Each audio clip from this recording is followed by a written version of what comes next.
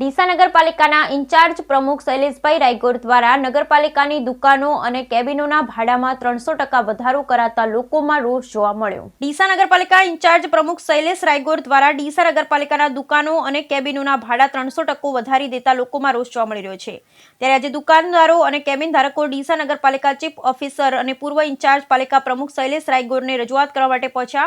ત્યારે લોકોએ નગરપાલિકા પહોંચી આક્રોશ વ્યક્ત કર્યો। ત્યારે મીડિયા સમક્ષ ડીસા નગરપાલિકા પૂર્વ ઇન્ચાર્જ પ્રમુખ શૈલેષ રાયગોરે જણાવ્યું કે આજે ભાવ વધારો છે તે અગાઉના જે બોર્ડ હતા તેમાં આવેલો હતો। અમે આમ પણ નગરપાલિકા દ્વારા 15 થી 20 વર્ષથી કોઈ ભાડો વધારો કરવામાં આવ્યો નહોતો, તેમ છતાં આજે તમામ વેપારીઓ રજૂઆત કરવા માટે આવે છે, એટલે ભાડા વધારાનો જે ઠરાવ છે તે લાગુ કરવામાં નહીં આવે અને વેપારીઓને દુકાનદારોને જે અનુકૂળ લાગશે તે ભાડાનો ભાવ વધારો લાગુ કરવામાં આવશે। હજુ તો ઠરાવ કર્યો છે, કોઈ ભાડું લાગુ કરવામાં નથી આવ્યું। બ્યુરો રિપોર્ટ ભરત ઠક્કર, બનાસકાંઠા। આ જે ઠરાવ છે અગાઉના 3 બોર્ડ હતા એના અંદર આવેલો હતો અને ભાડો વધારો પણ છેલ્લા 15-20 વર્ષથી આજ દિન સુધી કોઈ નગરપાલિકાએ કેબિનો કે દુકાનદારોનો ભાડો વધારો કર્યો નથી। છતાં પણ આજે તમામ વેપારીઓ આવ્યા હતા અને વેપારીઓને જે અનુકૂળ લાગશે એ જ નગરપાલિકા દ્વારા નિર્ણય લેવામાં આવશે। ઠરાવ કર્યો તો ઠરાવનો એવો મતલબ નથી કે તરત અમલમાં લઈ લીધું। વેપારી એસોસિએશનના જે પ્રમુખશ્રી, મંત્રીશ્રી અને અમારા સાથી સદસ્યો બધા ભેળો મળી અને આ નિર્ણય લીધો ના કહેવાય, આ ઠરાવ કહેવાય, સૂચન કહેવાય।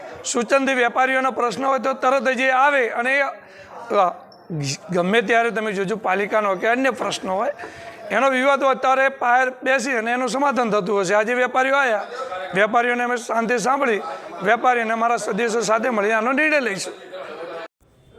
ડીસા નગરપાલિકાનું બોર્ડ 20/12 બોલાવ્યું, એ બોર્ડ માત્ર 3 મિનિટમાં પૂરું કરવામાં આવ્યું અને 75 જેવા ઠરાવ કરીને અમને પ્રોસિડિંગની નકલ આપવામાં આવી છે। આ પ્રોસિડિંગમાં બધું જ કોઈ જગ્યાએ સર્વસંમતિ થઈ નથી। ભારતીય જનતા પાર્ટીના કોર્પોરેટરોમાં આમાં નારાજ છે અને આ બોર્ડ ચાલ્યું જ નથી, છતાં એ બોર્ડ ચલાવીને એ લોકોએ પ્રોસિડિંગની નકલ આલી એનો સખત વિરોધ બી કરી રહ્યા છે।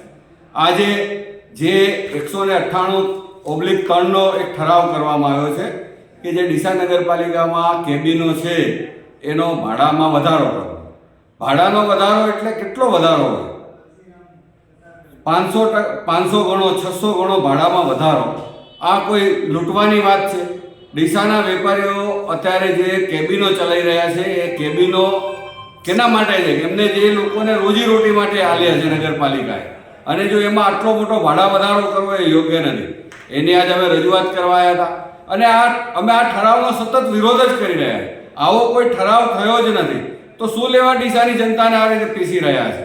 આ લોકો ખાલી માત્ર અત્યારે હાલ વેપારીઓ રજૂઆત કરવા આવ્યા હતા, એમની રજૂઆતને અમે અમારી રજૂઆત કરતા હતા। અમે એવું કહેતા હતા કે આ ભાડા વધારો આટલો બધો યોગ્ય નથી, પરંતુ એ લોકોએ આ ભાડા વધારાની વાત અમારી સાંભળી નહીં અને વેપારીઓ જોડે કંઈક ડિસ્કશન કરવા બેઠા છે, જે કેબિન ગ્રાહકો છે।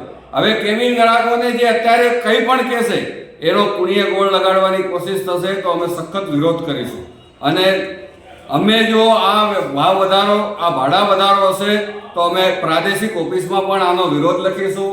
અમે સખત આનો વિરોધ કરી અને ગાંધી ચિંધ્યા માર્ગે આંદોલન કરવું પડશે તો પણ અમે કરીશું।